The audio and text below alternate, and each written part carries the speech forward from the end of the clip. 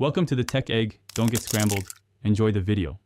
In this video, I will explain how to reset your Fiat 500X tire pressure light.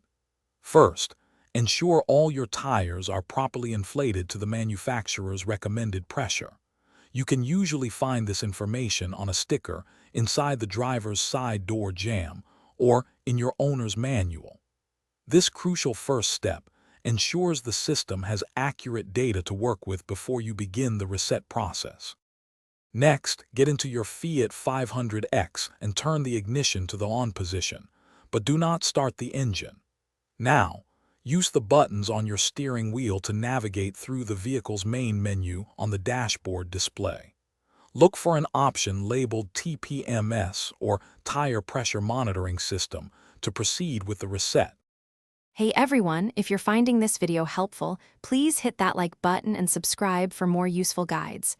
Quick recommendation: for all those car manuals and more, check out the new Kindle Paperwhite.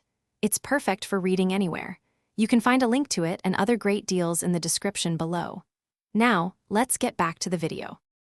Once you've found the TPMS menu, select the Reset or Calibrate option. The system will likely ask you to confirm your choice.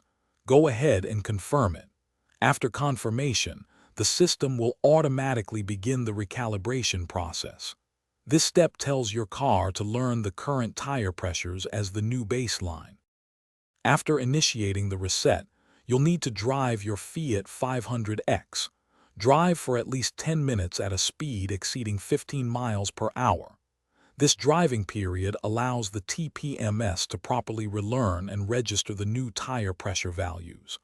The warning light should then turn off, indicating a successful reset. Thanks for watching. Consider subscribing if I helped unscramble your problems.